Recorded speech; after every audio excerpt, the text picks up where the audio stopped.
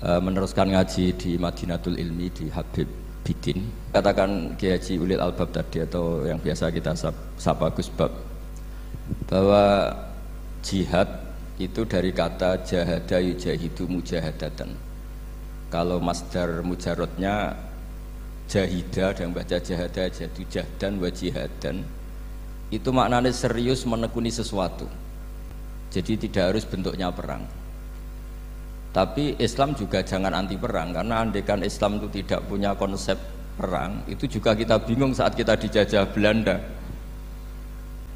Jadi sesuatu itu pasti akan ada momennya, ada pembenarnya. Disebut kalau dalam fikih muqtadul hal.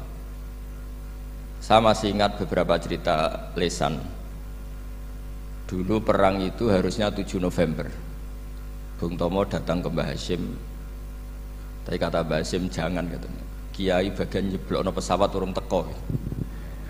Walhasil nunggu Ki Abbas dari Buntet Pak Kapolres itu doanya spesial untuk menjatuhkan apa? Pesawat. Saya kebetulan banyak kenal sama cucu-cucu Ki Abbas Buntet. Tanggal 10 datang terus perang dimulai. Dan itu menjadi perang bersejarah karena jenderal dari Belanda ya, dari Inggris ya. Itu sampai meninggal. Jadi siapa? Malabi ya, siapa? Jadi intinya Anda jangan berpikir bahwa negara ini didirikan hanya oleh umarok. Bahkan sebelum ada negara, yang sudah ada itu ulama. Dulu para wali songo sampai para kiai era kemerdekaan itu sudah membentuk satu komunitas. Di situ ada ketua pondok, ada bendahara, ada macam-macam. Sehingga kiailah yang bisa menggerakkan publik untuk melawan Belanda.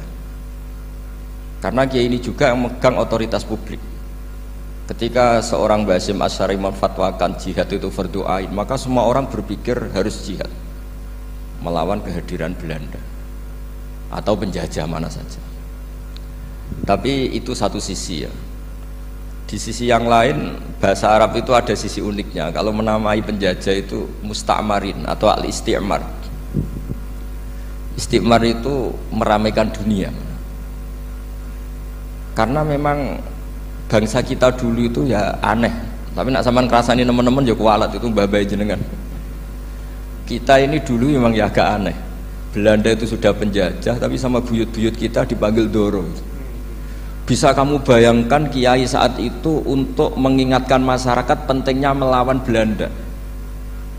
Wong manggil Belanda saja Doro tuan. Terus kemudian kita berfatwa melawan Doronya. Jadi benahi ilmunya saja wis sak penggawean kira-kira gitu. Jadi ngelola orang bodoh itu ya kangelan. Enggak dikelola itu bangsa kita, dikelola itu ya rodok goblok banget. Wong ngundang penjajah kok napa? Doro. Jadi itu PR besar. Tapi kiai itu punya seni untuk memberi penjelasan. Makanya di antara kelebihan ulama itu pasti warasatul anbiya itu di fatona ada unsur kecerdasan. Cerdas itu seni mengelola pikiran manusia, itu namanya cerdas. Makanya saya berkali-kali kalau ngaji harusnya orang itu semuanya itu pengagum ilmu, jangan pengagum fakta, ini pengagum ilmu. Ya saya berkali-kali mencontohkan, kalau Anda suami yang miskin, nggak punya uang, terus pulang dimarahin istri karena nggak punya uang atau kerja tidak sukses, harusnya kamu bangga. Anda juga kan yang berteori kalau suami nggak becus itu pasti dimarahin gitu. Nah, ketika menjadi fakta harusnya Anda syukur bahwa ilmu Anda itu benar gitu. Jadi pas istri marah, wah alhamdulillah ternyata teori saya ini benar gitu. Ini lucu kan, teori Anda mengatakan demikian, tapi pas menjadi fakta Anda tidak siap. Nah, begitu juga menyangkut penjajah. Belanda itu sudah maju, Eropa sudah maju, Indonesia negara yang terbelakang. Di mana-mana terbelakang itu menjadi objek penjajahan. Di mana-mana yang terpelajar itu posisi menjajah. Sehingga ulama berpikir bahwa awal dari kemerdekaan adalah mengertikan yang tidak ngerti. Karena teori penjajahan pasti gitu, yang tahu menjajah yang tidak tahu, yang sudah modern menjajah yang belum modern dan seterusnya. Makanya awwalu hadaddin itu al ilmu. Makanya nomor satu itu ilmu, pengetahuan. Di sini pentingnya sampai Islam mewajibkan thalabul ilmi fardhatun ala kulli muslimin. Karena tadi bisa kamu bayangkan 350 tahun dijajah Belanda, kita manggil mereka itu Doro atau tuan. Kayak apa? Susahnya menggerakkan masyarakat yang cara pandang masih demikian. Lah kiai-kiai pada berontak dibikinkan masjid di alun-alun, diberi otoritas beragama sehingga dikira Belanda ini baik. Padahal ini dulu ya niatnya meninabobokan biar tidak ada pemberontakan. Walhasil singkat cerita, kiai-kiai yang sudah di Mekah termasuk Mbah Hashim, beliau ketemu Muhammad Iqbal, ketemu beberapa ulama dunia, tahu bahayanya mustakmarin tadi. Terus akhirnya kiai-kiai kumpul-kumpul fatwa resolusi nopo jihad. Jadi ini mukaddimah sebagai pembenaran, sebagai setuju saya sama Kiai Haji Ulil Albab bahwa nomor satu itu jihad. Tapi jihad tadi pemaknanya harus utuh. Kalau kondisi perang ya perang, kalau kondisi stabil ya jihad untuk memajukan apa? Indonesia. Dan itu saya ulang lagi dimulai dari ilmu. Sebelum saya ngaji Minhajut Thalibin saya cerita ilmu itu apa? Ilmu itu sederhana, sesuatu yang mudah. Karena ilmu itu fitratallahi allati fataron nasa napa? Misalnya begini, saya orang miskin, nggak punya apa-apa, sudah nggak punya apa-apa, nggak punya jabatan, terus keluarga yang nggak pati loyal, mungkin istri ada ngidolakan kita, bahkan anak kita sendiri juga nggak ngidolakan kita. Itu kan sial-sialnya orang, anak kita aja nggak pernah ngidolakan kita. Tapi untuk bahagia itu sebenarnya sederhana. Sederhananya begini, orang pinter itu ingin mempertahankan kehidupannya, terus pinter sampai berobat habis banyak ke Belanda, ke Jepang supaya mempertahankan nyawanya. Nah, si miskin ini kalau dia setiap makan, ya Allah, saya dengan makan ini mempertahankan nyawa saya. Sehingga makan itu satu kajian ilmiah bahwa ini luar biasa. Bahwa orang punya Alphard, punya uang 1 miliar, itu tidak mempertahankan sesuatu yang pokok, yaitu nyawa. Orang tidak punya Alphard itu hidup, nggak punya uang 1 miliar hidup. Tapi kalau nggak punya nasi 1 piring, nggak punya air 1 gelas bisa mati. Artinya apa? Orang miskin itu yusyarikul aghniya, sama dengan orang-orang kaya dalam hal kepemilikan hal-hal yang pokok. Tapi kadang-kadang orang miskin itu ya nyon sewu agak belagu, sudah miskin ingin punya Alphard, sudah miskin ingin punya uang, ya dia tersiksa. Harusnya cara berpikir nggak punya Alphard tuh masih hidup, nggak punya uang 1 miliar masih hidup. Yang punya Alphard hidupnya juga pakai nasi 1 piring, yang punya uang 1 miliar juga pakai nasi. Ya kalau itu kan sama, saya punya. Kalau gitu kan bisa miskin rasa kaya. Itu memang harus dilatih. Nah, kalau orang kaya kan rumahnya banyak di mana-mana. Memangnya kalau rumahnya banyak di mana-mana terus tidur di sini 1 jam, di rumah itu 1 jam, malah nggak bisa tidur kan? Tetap aja yang dipakai 1 kamar. Itu gunanya apa punya rumah banyak? Setidaknya zaman miskin itu dia berpikir gunanya apa punya rumah banyak yang dipakai ya hanya 1. Meskipun suatu saat kalau dia kaya juga berpikirnya agak rubah. Ya penting punya rumah banyak biar kemana-mana punya rumah, nggak apa-apa. Tapi sementara masih miskin jangan berpikir seperti itu. Nah yang menjadi miskin kacau kan sudah miskin berpikirnya gaya orang kaya, itu kecelakaan itu. Lah itu ilmu, maksud saya itu ilmu. Sehingga dulu Nabi ngajari orang miskin itu sederhana. Ketemu orang miskin sama Nabi diajarkan. Nabi diantara ajarannya begini. Ada seseorang man asbaha, orang yang setiap harinya mu'afan fi jasadi, dia sehat, aminan fi sirbi, negara dalam keadaan aman, tidak dalam ancaman. Indahu qutu yaumi, dia hari itu punya makan. Faka'an nama khizat lahu dunya bihadafiriha, berarti dia sudah punya dunia dan seisinya. Karena polanya sama. Buat Presiden Amerika itu yang untuk mempertahankan nyawanya ya makan pokok dan minuman pokok, bukan jabatannya sebagai presiden atau punya uang triliunan. Orang paling kaya di Indonesia juga gitu, untuk mempertahankan hidupnya juga dengan makanan pokok. Dan itu orang miskin punya. Kehidupan paling top itu apa? Ya kehidupan yang mempertahankan nyawa itu yang paling top, lainnya itu enggak. Karena mempertahankan nyawa ini super penting dan orang miskin bisa. Nah, saya berharap ilmu seperti inilah menjadikan dulu itu kuat ketika melawan Belanda. Kenapa kuat? Karena mereka gampang syukur. Barokahnya gampang syukur itu selesai dengan dirinya sendiri. Kalau bahasa intelektualnya itu orang kalau sudah selesai dengan dirinya sendiri bisa berpikir memanfaati pada orang.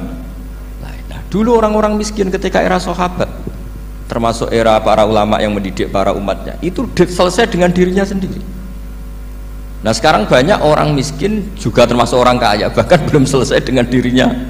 Wah itu angel, ngajak jihad angel, karena dengan dirinya saja belum selesai. Maka masyhur itu kan ketika perang Tabuk ada orang datang, kira-kira kalau Indonesia pakai beras 4 kilo, ya Rasulullah yang 2 kilo tak kasihkan keluarga kami supaya bisa makan, yang 2 kilo tak kasihkan jenengan untuk biaya perang. Perang Tabuk itu perang tersulit, disebut perang Dhatil Usra. Sekarang hitung saja, ini coba dihitung, mungkin yang bagian kasir tahu. Kalau 2 kilo kali 3.000, umat Islam pas itu sekitar hampir 3.000 itu sudah 6.000 kilo. 6.000 kilo itu artinya apa? Orang miskin ketika perang membiayai dirinya sendiri, itu satu. Kedua, dengan mental memberi, orang ini tidak tamak. Barokahnya tidak tamak, tidak nyalahkan yang kaya. Efek dari itu apa ketika perang Tabuk? Sumbangan dari Sayyidina Utsman yang jumlahnya besar sekali, yaitu diantaranya 1.000 dinar. 1 dinar kira-kira 4,25 gram, berarti sekitar 4.000 gram. Itu bisa diberikan alat perang. Sumbangan dari Abu Bakar juga bisa dipakai beli kuda untuk perang. Nah bayangkan kalau kebutuhan orang miskin ini untuk makan itu nggak mau urun. Wah usaha miskin nggak perlu urun, usaha miskin dipakai alasan terus. Maka jumlah 3.000 ini akan mengurangi anggaran untuk belanja peralatan perang, karena untuk konsumsi orang miskin. Udah gitu kadang mangane tanduk itu kan repot. Wes miskin mangane tanduk, nak antri mo kan ribet. Artinya apa? Perang ini tidak fokus karena ngurusi konsumsi untuk orang-orang miskin. Nah, dulu zaman Nabi orang miskin pun semuanya heroik. Mereka dibantu gak mau, inginnya bantu. Sampai dicibir sama orang munafik. Apa gunanya sedekah 2 kilo? Wong perang ini perang besar antar negara. Pas itu mau perang melawan Romawi. Sampai orang munafik bilang alladzina almizuna almuttawiina minal mu'minina fis sadaqati walladzina la yajiduna illa juhdahum faskharuna minhum. Orang-orang munafik digambarkan Allah orang-orang yang mencibir sedekah kecil. Wong untuk perang besar kok sedekahnya hanya 2 kilo. Tapi yang mahal bukan 2 kilonya. Kalau ada 1 juta orang miskin menyumbang negara 20.000, itu artinya apa? Kita punya rakyat yang inginnya hubungannya dengan negara memberi. Tapi coba kalau kita 2 juta rakyat yang inginnya dari negara mendapat, pegawainya demo ya. Nah ini ajarannya Nabi yang luar biasa. Dulu Nabi itu bisa mendidik orang miskin pun bermental memberi. Nah barokahnya bermental mandiri ini mereka selesai dengan dirinya sendiri. Coba kalau mereka tidak bawa makanan sendiri ketika perang, mungkin kuda yang untuk perang, terus mereka berpikir, "Bu ini saja disembelih supaya kita bisa makan." Ribet kan? Ngapain beli senjata yang mutakhir, makan saja nggak bisa. Tapi barokahnya mereka urun sendiri. Mereka selesai dengan dirinya sendiri. Ini hebatnya didikan Rasulullah Shallallahu Alaihi Wasallam. Lah dulu Mbah Hashim dan kawan-kawan itu berhasil mendidik seperti itu. Santri yang miskin-miskin itu kalau ngaturi kiai duwene telo itu dikekno telo, duwene wi ya dikekno wi. Sehingga kiai sing wis mapan-mapan, misalnya kados kula wonten kan mun setengah mapan, ya akhirnya ya iso mangan wi. Jebule wi ku ya enak gitu. Santri ya seneng mergo kiai ini seneng pancen wis suwi mangan pizza misalnya. Lah tapi nek sing melarat terus aku melarat kiai tak kei wi mosok doyan. Wis melarat medit di alasan kan ribet kan. Ini yang perlu dihilangkan, medit kok berargumentasi. Tapi yang mahal itu bukan winya, mental memberi. Orang itu kalau mentalnya memberi itu berarti selesai dengan dirinya. Tapi kalau tidak bermental memberi pasti tamak. Dan tamak itu mesti menghakimi orang lain.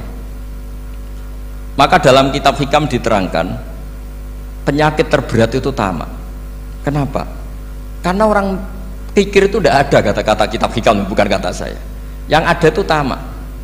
Misalnya gini, saya kenal PLT Bupati Kudus, tidak pernah saya bilang beliau kikir, tapi sekali saya pernah ngajukan proposal tidak kesampaian. Wah beliau medit. Jadi saya menvonis medit itu sebetulnya ya karena punya keinginan tidak kesampaian. Coba kalau ndak, bahwa medit itu ora penting. Misalnya anak-anak muda sama orang-orang cantik di Jakarta, pernah nggak kamu bilang itu sombong? Enggak kan?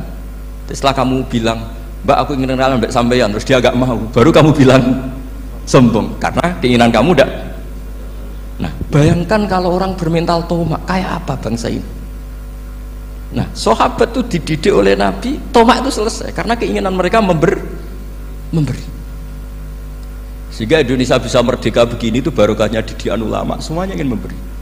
Dulu belum ada negara, tentara-tentara kemerdekaan kalau di kampung-kampung itu ya dibiayai donatur-donatur, termasuk bahasa saya, buyut saya dulu. Itu berapa ton aja beras untuk pasukan Hizbullah, pasukan TNI. Di Aceh ada Dawud berih, ada yang baca berweh. Jadi baca aja kayak kira asap ada yang berih, ada berweh, saya juga gak tahu. Orang Aceh kalau baca berih memang. Nyumbang berapa emas untuk kemerdekaan Indonesia. Yang Kesultanan Jogja Legowo, Jogja tidak lagi negara tapi diberikan bagian dari Indonesia dan seterusnya. Nah, jadi semua ini barokahnya didikan Rasulullah SAW yang diteruskan para ulamanya bahwa nomor satu didik masyarakat itu bermental memberi. Dengan bermental memberi apapun kecilnya ini selesai dengan dirinya sendiri. Itu kalau sampean nggak punya mental memberi, nanti pulang dari Pemda, sok acara di kabupaten berkata ini tok ribet itu. Awas itu, bar ngaji langsung lali berarti sampean. Sudah kalau nggak urun ini sudah luar biasa, nggak urun untuk berkat itu sudah luar biasa. Jadi itu yang makanya Nabi itu Quran dimulai wa mimma razaqnahum yunfikun. Quran mengajarkan bermental memberi, yunfikun. Nabi berkali-kali ngulang al yadul ulya khairum al yadis sufla. Dan memberi itu tidak harus nunggu kaya. Gambarannya Quran tentang orang baik itu gimana? Alladzina yunfikuna fis sarra wadharra. Bukan fis sarra saja, ketika wadharra juga. Saya pernah guyon sama orang kaya di Jakarta. Dia uangnya miliaran, mungkin malah triliunan.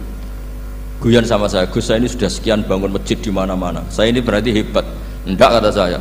Enggak ada masjid, agama tetap jalan, kata. Karena di kampung-kampung sudah banyak masjid, kata. Masih keren tukang becak, kata. Kok bisa, Gus? Sampai nyumbang masjid 1 miliar, itu masjid apa, kata saya?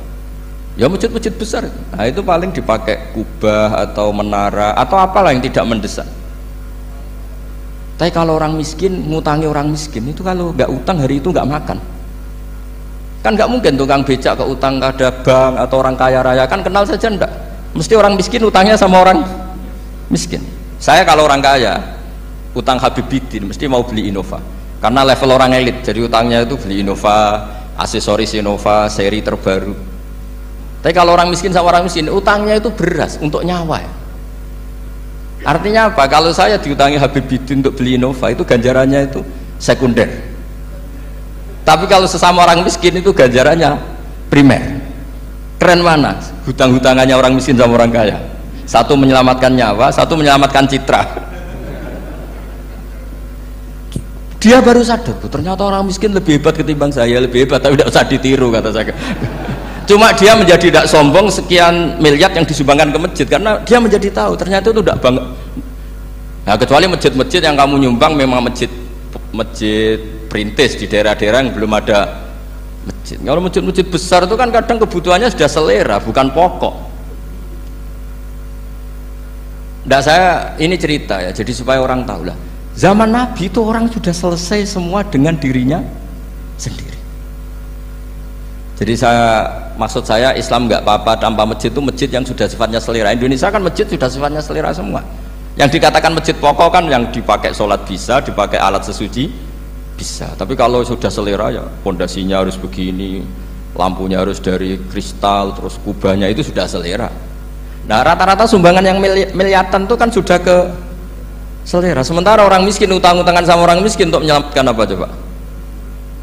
Nyawa. Artinya para orang miskin jangan kecil hati, wah saya sedekah hanya 2 kilo, tapi 2 kilo nyawa. Dan itu pahalanya luar.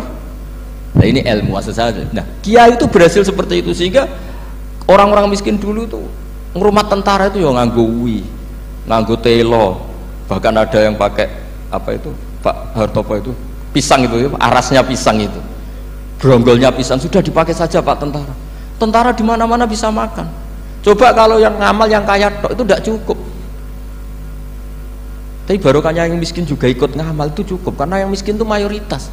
Jadi didukung kaum miskin itu pasti menang lah kan kira-kira gitu. Karena di mana-mana orang miskin itu banyak. Menemukan orang kaya itu nyari data. Kalau menemukan orang miskin seketemunya pasti ketemu. Dan orang miskin ini dididik ulama untuk berkontribusi. Sehingga banyak tentara yang ketika dicari Belanda pura-pura jadi petani. Ini juga yang menyelamatkan orang miskin. Nah, ulama dulu tuh orang paling sukses mensuasanakan seperti itu. Nah, itu yang diceritakan di perang Tabuk, mimpa di maka tayazihu qulubu fariqim minhum. Jadi perang Tabuk tuh perang di antara yang paling diceritakan Allah berkali-kali apa? Ya Rasulullah, tadi malam saya buruh dan ini dapat 2 sok, ya kira-kira berapa kilo lah. Yang separuh untuk keluarga kami, yang separuh saya sumbangkan ke jenengan. Lu coba perang antar negara hanya menyumbang 2 kilo beras, bayangkan.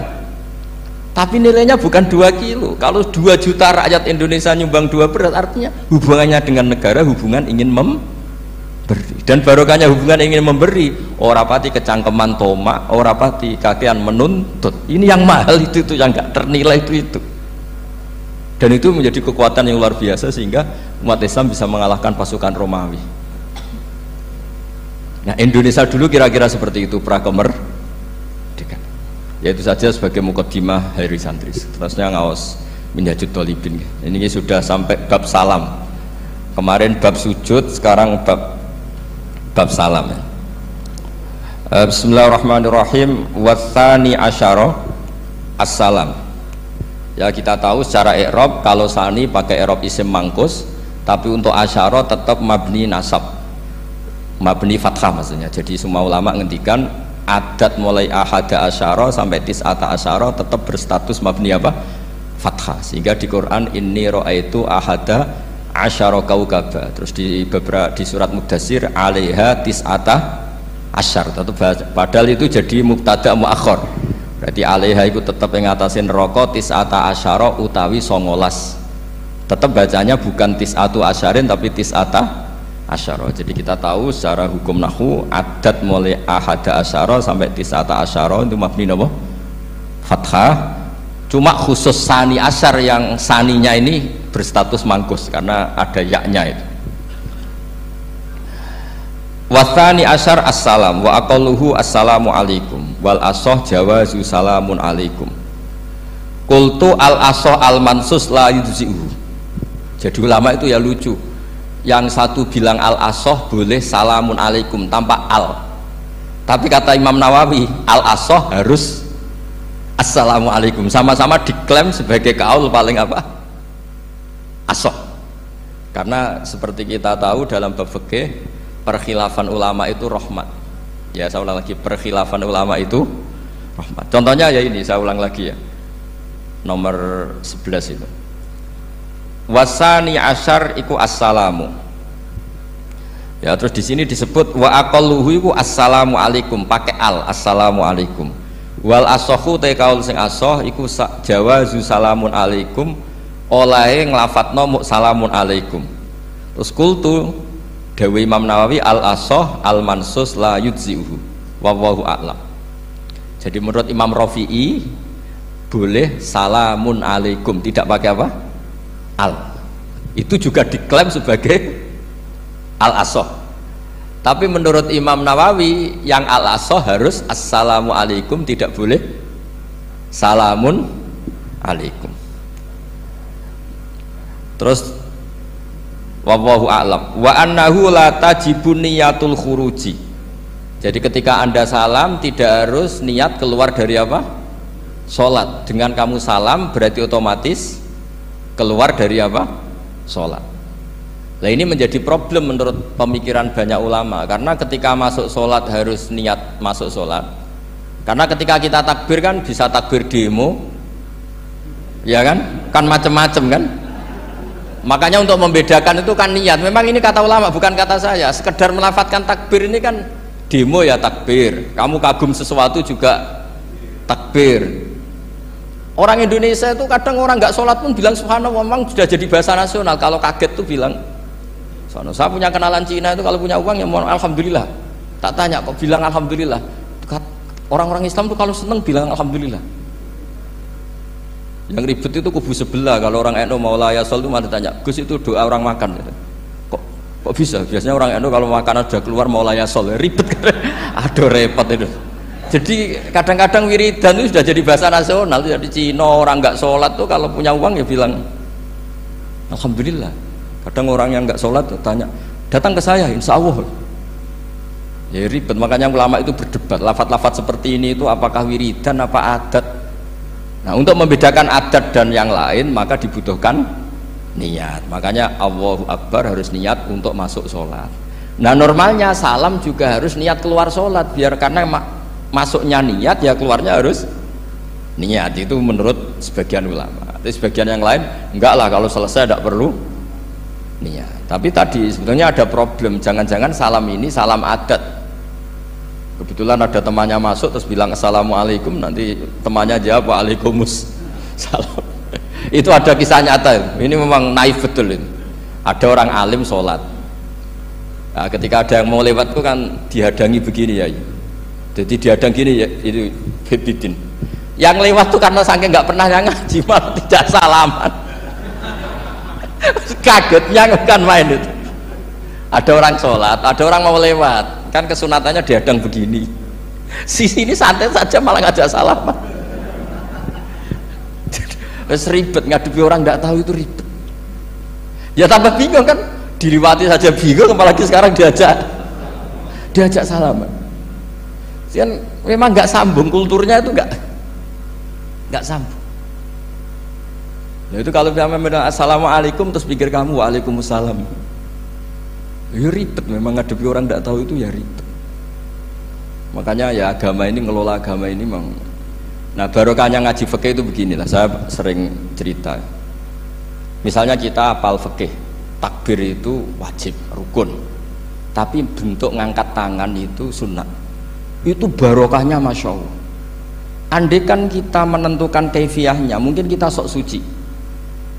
Itu pernah ada peneliti cerita ke saya, Gus saya ini orang NU itu pusing. Kenapa? Takbirnya beda-beda. Itu takbir berkali-kali itu madzhab apa? Jadi orang was-was cobalah bertobatlah, itu jangan sampai jadi madzhab baru. Kalau yang was-was orang bodoh gak masalah, coba kalau dia orang alim alama, nanti muridnya juga niru. Oh ternyata takbir yang saya itu 3 kali itu. Oh ternyata takbir yang saya itu 7 kali. Itu kalau dia jadi imam. Kalau dia jadi makmum nyampai ini pinggirnya, sampai pinggirnya takut kan bulan baleni. Ada yang kayak orang nggak punya uang, Allahu Akbar tangannya diangkat separuh saja enggak. Itu kan, tapi itu enggak ngefek di Indonesia karena dari awal kiai-kiainya ngajarin ngangkat tangan itu nah caranya juga agak ditentukan, terserah kamu. Begitu juga posisikan tangan itu juga sunat. Sehingga kalau sampai ke Turki atau kemana-mana itu ada yang kayak orang baris, ya kan, habis takbir ya sudah. Ada yang sendakapnya beda-beda. Ada yang nutupi iga yang hilang katanya sampai begini, ada yang santai begini. Oh pokoknya nggak jelas. Sehingga itu kalau di militer ini ada Pak Dandim itu juga bingung, ini nggak protap ini kan. Tapi kalau di fikih itu memang kalau sekali nggak diwajibkan terserah masing-masing. Ada yang kayak orang baris, ada yang sendakap begini katanya apa, nutupi iganya yang hilang. Wadah yang sambil laras-larasan, macam-macam. Tapi barokahnya ilmu fikih itu diputuskan memang dari awal tidak wajib. Yang wajib itu takbirnya. Maka duduk juga begitu, meskipun kita sepakat duduk tahiyat ula namanya iftiros, duduk tahiyat akhir namanya tawarruk, itu harus kita vonis, kita hukumi sunnah. Cara seperti itu sunnah. Wa ayyu qu'udin qa'ada sohat sholatu, seperti kemarin di Minhajul Thalibin, dengan duduk gaya apa saja sholatnya tetap sah. Sehingga kalau kita di Arab misalnya pas haji, orang Arab itu memang ya agak kacau. Orang Indonesia itu kalau sholat duduk itu kan memang benar-benar sakit sudah agak mau mati, itu benar-benar sholat baru duduk. Orang Arab itu enggak, sholat duduk pakai kursi, soft itu enggak ada orangnya, ada kosong, itu jalan kaki, kursinya di bawah. Wong bawa kursi kuat kok sholat duduk. Kalau orang Jawa kan, saya juga iskal, orangnya kalau bawa kursi kuat dipindah-pindah tapi kok sholatnya. Kalau orang Jawa agak kebayang, kalau sholat duduk emang bener-bener sakit. Terus saya pernah ditanya lagi sama orang, Gus di Mekah itu kok banyak orang bawa HP, terus kalau ditelepon diangkat soli, itu madzhab apa? Madzhab geblek kata saya. Tapi ini kan orang Arab, kan seakan-akan terus mewakili internasional kan, karena pusat banyak tuh. Ditelepon digoleki telepone wong sae wakeh golek ini tok wis kangelan ya. Wareng ketemu soli patene. Nah, kita kan diajarin di kiai Indonesia kalau itu membatalkan apa? Sholat. Jadi ribet. Nah, barokahnya kitab-kitab seperti ini, meskipun kita di Indonesia itu mengikuti panduan yang diarahkan atau yang dibagukan oleh ulama-ulama dulu. Nah, Indonesia itu makanya berkah. Saya sering ketemu ulama Mekah itu kalau muji haji Indonesia luar biasa. Bukan sekedar sopannya, memang cara hajinya itu nyari kaul yang disepakati itu sah. Karena memang dilatih KBIH, dilatih Kemenang, masih dilatih kiai setempat.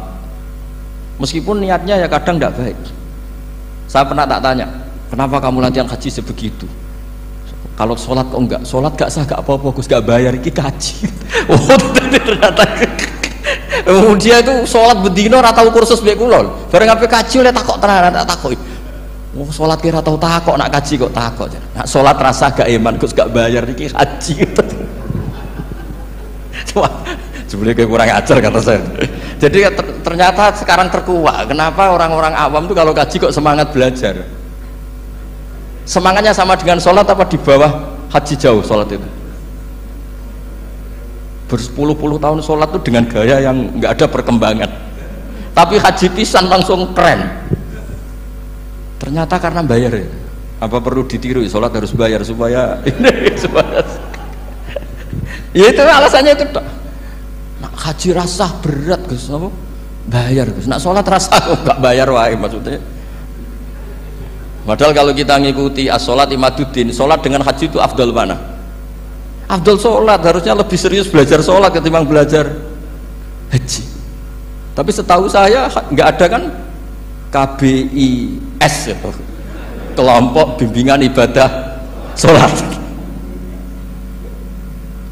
Jadi ini kritikan saya, semoga didengar ya. Cobalah. Padahal riyen Raden Asnawi di Karang pesolatan supaya orang tuh sholatnya benar ya, sholatnya benar.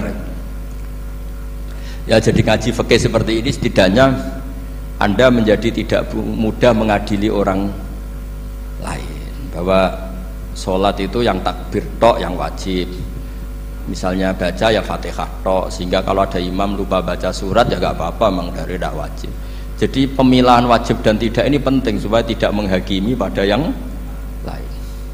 Jangan sampai perilaku kesolehan itu menjadi bentuk yang mengadili, nggak boleh. Itu Pak Kapolres. Kalau di ilmu fikih itu ada ulama penjaga ilmu itu ekstrim-ekstrim. Dulu ada sahabatnya Nabi namanya Jabir bin Abdillah, ini ada di kitab Bukhari, di kitab sholat. Ya maksudnya al ilmu tentang sholat.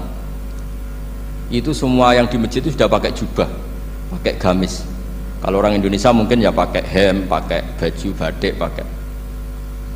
Itu dia datang malah gamisnya dicopot, gamisnya dicopot, imamannya dicopot, terus tinggal pakai satu sarung, terus dicancang di sini akidan benatorofaihi ala atik, dicancang begini kayak cerita-cerita di perang pahlawan itu, hanya dengan pakai sarung satu dikalungkan itu. Terus ada orang-orang tabiin bilang gini, ungzuru ila ashabi Rasulillah, ini sahabatnya Nabi kok sholat dengan cara seperti itu, nggak islami banget ya, nggak keren banget lah. Terus kata Jabir bin Abdillah, saya sengaja melakukan ini supaya kamu tahu bahwa batas aurat yang dimaksud Nabi seperti ini. Shalla Rasulullah sallallahu alaihi wasallam fi izarin wahid akidan baina tarafaihi ala atiki. Saya pernah melihat Nabi sholat seperti saya ini. Tapi barokahnya itu akhirnya diketahui kalau batas auratul rajul hanya mabena surah war rukbah. Andai kan tidak ada perilaku Jabir seperti ini, orang akan ngira bahwa syaratnya sholat itu harus pakai jubah, syaratnya sholat harus pakai hem. Akhirnya orang-orang yang kebetulan tidak pakai jubah, tidak pakai hem bingung. Misalnya dia katoan seperapat, pakai kaos, neng tengah hutan, rasa sholat, aku ranggo jubah, ribet kan? Artinya apa?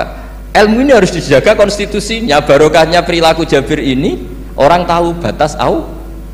Jadi yang lainnya itu mukamilah atau kesunatan.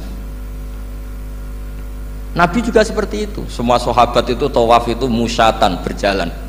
Tapi Nabi sebagai tokoh dan pas itu sehat. Saya ulang lagi, pas itu sehat. Ini hampir semua ulama bilang pas itu Nabi sehat. Nabi malah naik unta. Itu kata Imam Nawawi dalam kitab Masbu', Nabi naik unta itu lebih afdol ketimbang yang jalan. Padahal trennya ibadah kan al-ajur bi qadrit ta'ab. Karena apa kata Imam Nawawi? Itu menjadi konstitusi ilmu bahwa syarat sahnya tawaf tidak harus jalan. Andai kan Nabi saat itu kok ikut jalan, maka dikira di antara syarat sahnya tawaf harus jalan. Maka kita kebingungan ketika pakai kursi roda karena tidak punya rujukan hukum. Tapi barokahnya Nabi pakai berkendara, orang menjadi tahu oh itu berjalan itu tidak menjadi syarat sah. Berkendara juga boleh. Ya ada juga sahabat yang sengaja omong-omongan, maksudnya tawaf kan kudune meneng wiridan, tapi ada aja omongan untuk menunjukkan kalau ngomong itu tidak membatalkan tawaf. Sampai seperti itu ulama menjaga konstitusi ilmu. Makanya nyuwun sewu kayak kita ini yang anaknya tokoh, apalagi ini di sini ada Gus Albab, termasuk ada saya, yang anak-anaknya tokoh itu memang sudah harus mulai biasa lah. Karena dulu kalau soleh kebanget itu yang ngel-ngel orang. Abu Bakar, saya tak cerita Abu Bakar itu soleh banget. Saking solehnya itu ini nggak akan ada yang niru, saya yakin. Beliau itu hari pertama diangkat khalifah, hari berikutnya masih dagang di pasar. Singkat cerita ditegur supaya tidak usah dagang, dicukupi negara. Beliau setuju, dapat gaji. Setelah mau meninggal, semua gajinya itu disuruh ganti uang pribadi karena beliau merasa tidak nyaman. Mau mengkhidmati negara kok minta uang, ganti soal uang pribadi, diganti. Nah, itu ya tentu tidak wajib, pejabat juga agak minat niru. Nah tapi lucunya apa? Sayyidina Umar ketika Abu Bakar sudah meninggal itu kritiknya lucu. Kamu itu solehnya berlebihan. At-ab taman ba'dak. Sing repot sing genti. Nak soleh kok aja nemen-nemen. Mesti nak soleh ya dikira-kira lah, aja nemen-nemen. Sakake sing ngenteni repot. Makanya saya sering jagungan sama putra-putrane Mbah Mun itu keluarnya gitu. Abai wis alim, ganteng. Pengaruhnya gede, aduh diterima semua pihak, repot sing gede ku. Mulane kula husnudzon ana kiai kok pas-pasan iku mesti wis dianggap strategi lah dengan cara seperti itu. Loh iya loh, kalau misalnya kita hanya Kapolres itu anak kita kan bisa Kapolda. Tapi kalau kita sudah Kapolri itu anaknya juga jadi Kapolda, belum kayak bapaknya kan. Jadi Kapolres belum kayak. Jadi kalau bapaknya hanya Kapolres kan anaknya masih gampang lah, nanti Kapolda sudah ngelangkai kan. Jadi kadang-kadang itu artinya ulama dulu itu hebat cara. Makanya kamu jangan kaya-kaya banget, jangan sukses-sukses banget, kasihan anak kamu nanti ini. Kasihan itu. Makanya saya sebenarnya jadi kiai itu yang ingin bener-bener banget, tapi sakit santriku lah kira-kira. Ini bukan justifikasi, tapi ini cerita saja cerita. Jadi di antara makalahnya Sayyidina Umar yang terkenal itu komentar Abu Bakar tuh at-ab taman ba'dak. At-ab tangel-ngel no siro man ing wong ba'daka sausi siro. Kowe iku terlalu bener sing repot aku iki penggantimu. Enggak aku maksa soleh tetep ora koyo Abu Bakar. Maksa soleh nek koyo kowe nek soleh ku kira-kira lah aja nemen-nemen gitu. Dadi penggantinya itu. Ini cerita ya, jadi saya mohon. Nah, barokahnya itu juga kesolehan yang massal itu diakui oleh ulama. Termasuk begini misalnya nyuwun sewu, Nabi itu menyebut kesolehan itu ya termasuk wa fi buti ahadikum sodako, kowe ngeloni bojomu ya sodako. Ayati ahaduna syahwatahu wa walahu ajrun. Masa urusan gitu dapat pahala ya Rasulullah? Jawab Nabi enteng. Ali salawadu'aha fi haramin akana alaihi wisrun. Kalau dia begitu sama selain istrinya kan dosa. Ya berarti kalau sama istrinya ibadah. Tidur ya ibadah, kumpul istri ibadah, bercengkrama sama keluarga ibadah. Akhirnya ulama bikin satu hukum yang luar biasa. Di antara hukum yang di kitab usul fikih itu begini, mubah itu tidak ada. Itsmamin mubahin illa wa yatahaqqaqu bihi tarku haramimma. Fa'il zamu minas sukun tarkul qatli wa minas sukut tarkul qadzaf wal ghibah.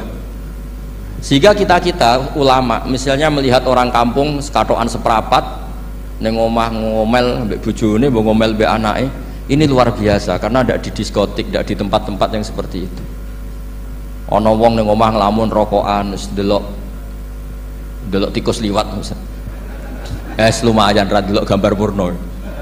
Itu ada ulama yang berpikir itu karena tidak ada sesuatu yang mubah kamu lakukan kecuali saat itu Anda meninggalkan keharaman. Makanya kata ulama mubah itu tidak ada. Karena saat melakukan mubah artinya Anda tarkul haram. Wa tarkul haram wajib, berarti fal mubah wajib. Sehingga ulama misalnya sampean turu mulai barisan nanti subuh, hadza taraka zina wa taraka sariqah wa taraka kadza wa kadza.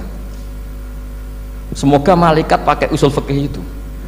Nah, kalau malaikat pakai usul fikih itu, kamu tidur habis isya sampai subuh, hadza tarakal ma'asi kasirah. Lah yang ribet kalau malaikatnya bagian khusuk, hadza tarakat tahajud wa tarakal witra wa tarakal itu ribet itu. Nah, kita semoga malaikatnya yang percaya pendapat tadi. Jadi ada dua pandangan, ada ulama mengatakan mubah itu tidak ada, karena tidak ada orang yang sedang melakukan mubah kecuali saat itu pasti meninggalkan keharaman. Makanya ini sirinya kenapa dulu kiai-kiai top itu sering jagungan. Orang tahu semua lah, Mbah Zubair sering jagungan, dulu Mbah Tur ya sering jagungan di depan masjid Menoro. Karena ingin mensuasanakan bahwa untuk menikmati hidup itu tidak harus dengan keharaman. Jagungan mbek konco ya seneng, gejul-gejulkan mbek konco ya seneng. Ini anggap saja perlawanan terhadap supaya tidak nikmati maksiat. Wa qutbu hadaddin al-istidzad bil mubahat, kata Imam Ghazali. Inti beragama ini adalah nikmati sesuatu yang dihalalkan oleh Allah Subhanahu. Coba ketika orang lain bisa nikmat kalau harus ke tempat-tempat maksiat, kamu cukup nikmat ketemu konco gejol-gejolukan zaman mondok podo melarate, terus diterusno saiki yo jek melarat atau cocokan melarat, itu kan keren no? Keren. Sisi tok diusir mertuane, sisi tok diusir IP ini terus cocokan. Ndak kowe piye Kang, gak apa-apa sabar kabeh kodok-kodar wae Kang. Oh itu ibadah yang luar biasa. Mergo ridho sama kodok. Kodar dia tidak perlu cari nyuwun sewu hiburan yang maksiat. Nah, saya berharap ulama-ulama Indonesia itu mengikuti jejak ulama dulu. Ulama dulu itu kalau ibadah itu ya seperti itu. Jadi jangan hanya melihat ini semalaman kok tidur, tidak witir, tidak tahajud. Oke, dia memang nggak afdol, nggak sempurna lah, macam kiai pas-pasan naik kan. Tapi ya jangan lihat tarokal witro wa tarokat tahajud, tapi kamu juga harus lihat tarokal dahab ila nikla wa tarokat dahab ila mahalil mak. Siapa yo sekali-kali muji orang susahnya apa sih? Suudzon itu dikurangi lah, sekali-kali muji orang lah. Jadi kalau ada orang tidur, hada tarokal maasi, alhamdulillah. Meskipun ya rada damu-amu sidik tarokal maasi wa tarokat toat, ya sudahlah gak apa-apa lah. Tapi lah di sini terus kualitas. Nah, dengan cara itu Anda bisa membaca Quran secara fasih. Wa min ayatihi manamukum billaili wan nahar. Lu kenapa sekedar tidur kok dianggap wa min ayatihi? Di mana-mana ayat itu kan hal-hal yang luar. Ini tentang tidur saja kok dianggap ayat. Itu bisa dimaknai keren kalau Anda pakai kaidah usul fikih, yaitu dengan tidur berarti Anda meninggalkan sekian maksiat. Sehingga disebut wa min ayatihi manamukum billaili wan nahar. Nah, saya berharap konstitusi seperti ini jalan terus. Ya saya baca ya sampai salam selesai. Wa akmaluhu assalamualaikum warahmatullahi marroten yaminan wasimalan multafitan fil ula hatta yura khadduhul aiman. Tapi itu hanya akmal ya, jadi ukuran paling sempurna kalau salam itu melengak ke kanan sampai dengan pengandaian ini bisa dilihat dari belakang. Tapi tetap saja itu ukuran apa? Akmal, tidak menjadi syarat sah. Jadi ya sampai melengak gini sampai kira-kira terlihat dari apa? Belakang. Tapi ukuran itu tetap akmal hatta yura khadduhul aiman. Wa fisaniyah saat terusnya alisar terus nawian assalam alaman an yamini wa yasari minal malaikati. Dia meniatkan salam itu kepada orang-orang di sisi kanannya mulai malaikat dan manusia dan jin. Wayan wil imamu assalama alal muqtadin wahum arrodda aleh wahum yanwauna napa arrodda aleh. Jadi wahum yanwuna arrodda aleh, jadi imam niat salam untuk makmum, makmum niat membalas salamnya apa? Imam.